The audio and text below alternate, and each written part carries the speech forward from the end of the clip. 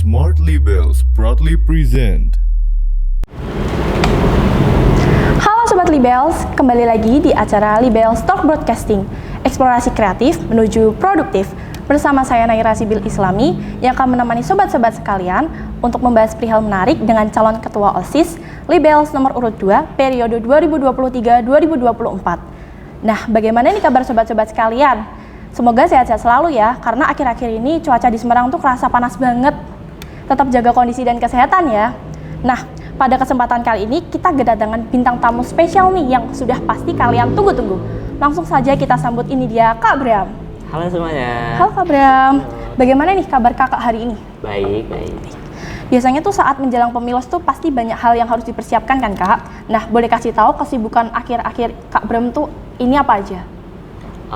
Jadi kesibukanku akhir-akhir ini ya sama kayak siswa yang pada lainnya sih, sama kayak kamu juga mungkin. Jadi ya yang pastinya kalau pas weekday kita pasti sekolah, terus di selain itu juga pasti ada waktu-waktunya sedikit buat di pas jam-jam pelajaran buat main, ya wajar sih. Main bareng teman gitu ya?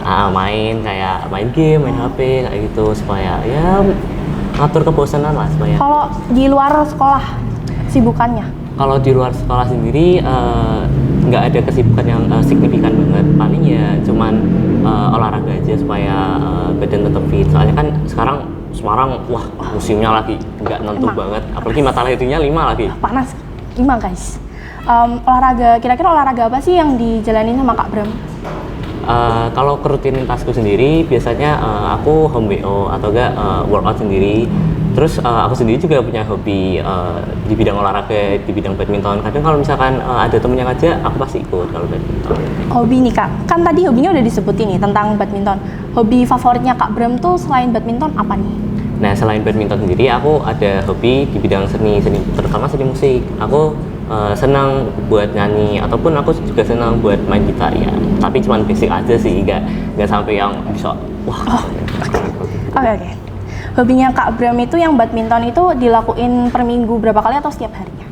Kalau yang badminton itu sebenarnya nggak tentu, karena kan aku sendiri ya badminton kan bukan olahraga yang cuma bisa satu orang, tapi perlu kayak banyak orang. Jadi itu nunggu teman-teman juga, kayak kan teman-teman kita nggak tahu dia sibuk atau enggak. Nah, mungkin kalau sela-sela mereka pada sibuk terus ada waktu kayak gitu aku ajakin, atau enggak mereka yang ngajakin aku kayak gitu.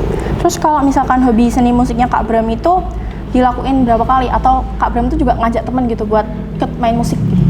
Kalau main musik sendiri tuh sebenarnya semutnya aja sih, maksudnya kan apalagi nyanyi ya, nyanyi kan kita bisa nyanyi di mana aja.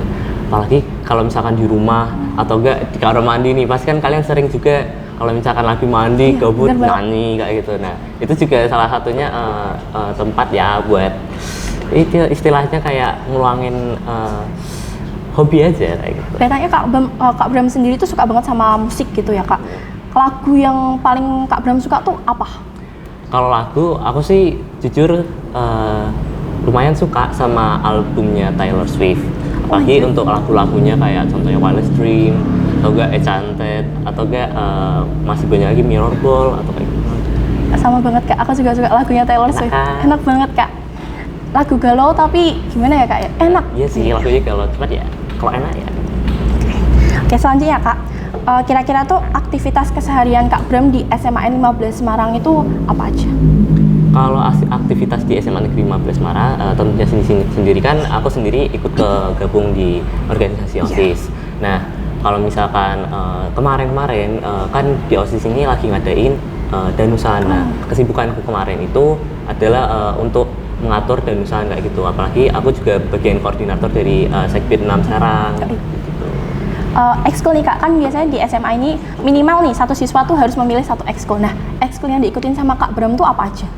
Kalau ekskul sih aku sebenarnya ngikutin ada 2. Yang pertama badminton, yang kedua ada band. Itu ya sesuai sama hobiku sendiri juga sih. Iya, sesuai banget Kak. Nah, sebelum ini apa Kak Bram tuh sebelumnya punya pengalaman berorganisasi? Kalau pengalaman berorganisasi sendiri, aku pernah berorganisasi di SMP dulu. Jadi aku juga pernah ikut organisasi OSIS di SMP. Selain itu juga aku pernah ikut ekstrakurikuler semacam KOF juga, tapi kalau di sekolahku namanya jurnalistik kayak gitu. Terus Kak Bram tuh masuk dunia organisasi itu waktu kelas berapa Kak? Aku baru masuk di dunia organisasi itu di kelas 7 di SMP gitu. Aku baru mulai mau coba kayak lihat, OSIS tuh keren ya gitu. Aku mau coba deh, akhirnya keterima. Dan Udah lumayan lama ya Kak masuk dunia organisasi? ya lumayan lah.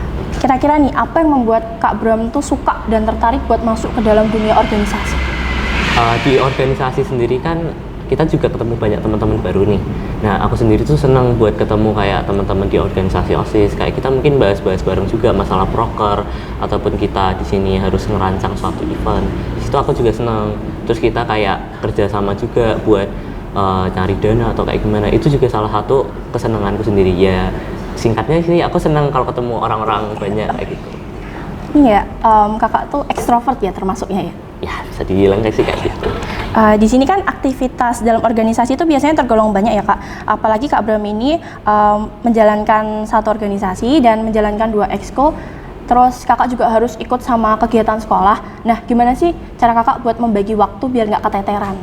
Ya, jadi ya mungkin karena emang efek dari dulu udah sering organisasi juga, mungkin udah lumayan terbiasa dengan adanya jadwal yang lumayan padat. Jadi kalau misalkan ada waktu yang kita bertabrakan, ya pastinya kalau misalkan kita bisa untuk ngelaksanain semuanya harus dilaksanain. Tapi ya pasti ada something yang harus kita korbanin kayak gitu. Mungkin salah satunya mungkin di organisasi OSIS saya harus ngeluangin sedikit waktu buat ke ekskul sebentar, habis itu setelah ekskul sekitar 30 menit atau berapa menit nanti balik ke OSIS supaya rapat kayak gitu. Pernah nggak sih Kak Bram tuh keteteran? Karena kan aktivitas Kak Bram tuh banyak ya kan? Apalagi sama kakak tuh menjalani 2 ekskul gitu loh. Ya kalau keteteran pastinya ada, tapi ya kembali lagi harus profesional juga, karena kan sini kita ngembanin banyak tugas ya, pastinya ada resiko dan tanggung jawab sendiri-sendiri. Nah, aku sendiri ada solusinya ya kayak tadi, membagi waktu, dan pastinya dengan cara pembagian waktu itu pasti ada yang harus waktu dari salah satu organisasi ataupun ekskul itu harus dikorbanin kayak gitu. Masih di dalam dunia organisasi ya Kak ya. Selama kakak di dalam dunia organisasi pernah nggak sih mengalami suatu permasalahan di organisasi tersebut? Kalau mengalami suatu permasalahan pastinya ada. Gimana cara kakak ngatasinnya? Yang pertama sih lihat dulu permasalahannya di mana. Kalau misalkan permasalahannya secara internal ataupun secara aku ada masalah sama temanku sendiri ya. Yang pastinya kalau yang pertama pasti harus berusaha dulu nyari ulik apa yang aku salah dari aku, apa yang membuat aku sendiri membuat kayak kita tuh jadi ada masalah gitu loh. Habis itu ya selesaiin sendiri. Kalau memang misal tidak bisa diselesaikan dengan sendiri, pastinya minta bantuan orang lain. Dan juga kan di organisasi OSIS bukan cuma angkatan aku saja, pasti ada kakak kelas kayak gitu ya. Yang pastinya mungkin bisa minta bantu kakak kelas atau enggak minta istilahnya bantu kasih masukan kayak gimana sikap yang harus diambil kayak gitu sih. Kakak kan kalau berorganisasi pasti ketemu sama yang namanya banyak orang ya Kak. Terus ketemu banyak teman-teman juga yang sifatnya berbeda-beda. Nah, pernah nggak sih Kak Bram tuh ketemu sama orang yang sifatnya tuh bertolak belakang sama Kak Bram, sampai Kak Bram tuh mikir kayak orang ini tuh nggak banget gitu? Kalau ketemu sih banyak ya, karena kan manusia sendiri punya banyak banget kepribadiannya ya. Jadi ya pastinya harus itu salah satu resiko sih, kalau misalkan kita senang ketemu orang pasti kita juga sering ketemu orang yang punya kepribadian yang beda-beda. Ya cara aku ngatasinnya ya yang pastinya aku sendiri pasti ngajak temanku, kayak aku harus berduaan sama temanku kalau misalkan ada posisi di orang itu, supaya aku sendiri nggak kayak ngeselek sama orangnya gitu. Dan pastinya ya aku pasti tanamin mindset kalau misalkan dia nggak ganggu aku ya juga nggak bakalan mau ganggu dia. Yang pastinya ya udah, kalau sifatnya tidak mengganggu aku ya, kalau memang aku nggak suka ya udah biarin aja seusah mungkin gitu sih. Pastikan di dunia organisasi itu kan melakukan musyawarah ya Kak buat mencapai mufakat. Nah, pernah nggak sih pendapatnya Kak Bram tuh nggak diterima, tapi tuh Kak Bram tuh kayak mikir pendapat orang ini yang punya banyak suara itu nggak logis gitu loh Kak? Kalau misalkan kayak itu pastinya ada ya, karena kan di OSIS sendiri kita pasti punya banyak banget ide yang habis itu kita satuin dan kita vote, kita cari yang paling banyak orang mau tuh mana. Dan dari aku sendiri ya pastinya yang pertama aku bakalan tanya ke temanku dulu kayak kan ada temanku mungkin yang pro ke pendapatnya si orang itu kan. Ya aku pasti tanya, kenapa kok kamu bisa pro, kenapa gak sama apa yang buat pendapatnya dia lebih berat atau lebih memiliki bobot ketimbang pendapatku sendiri. Nah kalau aku udah tahu dari alasannya dia sendiri, aku bakalan introspeksi dulu, aku bakalan ngelihat kekurangan dari itu. Dan kalau misalkan dari pendapatku sendiri banyak banget kurangnya, aku bakalan aku terima aja. Karena kembali lagi di OSIS pasti banyak banget orang-orang yang punya pemikiran yang wah brilian tuh pasti banyak sih. Makanya aku sendiri nggak mau buat ego, karena setiap pendapat itu punya istilahnya nilai masing-masing. Kak Bram tuh kelihatan banget udah berpengalaman di dunia organisasi ya Kak. 6 tahun nggak sih Kak? Ya bisa dibilang. Nah, bisa bagi buat tips buat teman-teman nggak sih Kak yang mau masuk ke dalam dunia organisasi itu tapi bingung harus belajar dari mana dulu? Nah yang pertama kan kalau misalkan kita mau ikut organisasi pasti ada banyak banget tes ya. Salah satunya yang paling pertama pasti adanya tes tertulis. Nah kalau dari aku sendiri, aku pasti bakalan ngulik-ngulik. Nah kan kita kan sekarang ada banyak sosmed nih, kayak Instagram, TikTok, sama YouTube. Nah akunya pasti cari tips gimana caranya gini, gimana caranya supaya bisa lolos kayak gitu. Ya yang pastinya kita ngumpulin informasi yang banyak lah supaya kita siap kalau misalkan udah mau ke tes itu. Terusnya kan ada yang kedua pasti ada yang wawancara. Nah aku sendiri kalau bagaimana kalau aku supaya gak tegang, kayak gak ngeblank kayak gitu, aku tuh sering banget kayak bengong sendiri sambil bicara, kayak tiba-tiba bicara sendiri kayak gini, kayak istilahnya yang ada di otak aku tiba-tiba aku ngomong. Bahkan tuh sampai temanku sendiri kayak, kamu tuh ngapain tuh kok ngomong-ngomong sendiri. Itu karena ya aku kadang nggak sadar kalau aku lagi ngomong sendiri. Terus kamu juga bisa kayak ngomong di kaca kayak gitu, kamu ngelatih ekspresi mimikmu. Terus ya kamu harus menguasai materi juga yang pastinya kayak gitu. Kalau dari aku sih ya kayak gitu aja sih selama pengalamanku. Tentang biasanya kalau masuk organisasi itu public speaking ya Kak, diperluin. Ya, Kak Bram tuh sebelum mulai organisasi tuh emang udah bisa public speaking atau belajar dari awal? Ya kalau aku sendiri sih, ya aku cuma manusia biasa ya. Aku yang pastinya dari awal ya nggak bisa apa-apa. Ya aku sendiri cara belajarku ya otodidak sendiri. Aku ngeliat banyak banget tutor. Terus paling gampang nih kalau misalkan kalian punya teman yang public speakingnya udah bagus, nah kalian bisa tuh minta tips dari dia, atau enggak kalian bisa kayak coba dong tesin aku kayak gimana. Nanti kan pasti kasih pertanyaan kayak gini-gini. Nah nanti kalau misalkan dari temanmu yang bisa public speaking itu punya evaluasi kamu, nah kamu bisa introspeksi ya. Itu salah satu cara yang paling gampang. Nah yang kedua pastinya kita bisa otodidak atau enggak kita cari tutor sendiri kayak gitu. Itu ya guys, dari tips dari Kak Bram biar kalian nggak bingung nih mau belajar dari mana kalau mau masuk dunia organisasi. Nah aku kan tadi lihat kan IGS-nya Kak Bram tuh tentang prokernya, tentang seni gitu kan. Boleh dijelasin nggak sih Kak, event yang bakal Kakak adain di prokernya Kak Bram tuh apa? Jadi tuh proker kan ini Makarta, yang artinya tuh dunia mahakarya talenta maju bersama Libels Juara. Nah di event itu tuh lebih ke event seni. Jadi tuh di sini aku pengen buat event itu karena ya aku pengen buat sebuah wadah buat teman-teman semuanya yang punya di bidang bakat seni. Karena yang aku lihat tuh banyak banget anak-anak di SMA 15 ini yang punya tingkat bakat yang tinggi di bidang seni. Makanya aku pengen buat bikin event kayak istilahnya itu sebuah wadah buat mereka berkreasi, berinovasi, dan itu juga bisa jadi tempat kayak membangkitkan istilahnya ide-ide kreatif mereka sendiri. Nah itu juga berhubungan sama visiku sendiri sih. Makanya aku pengen sih buat bikin event itu, dan event itu tuh bakalan banyak banget isinya, kayak mungkin dari seni musik ataupun seni teater drama, dan mungkin pagelaran seni kayak masih banyak lagi, mungkin kayak parade ekstra bisa kayak gitu.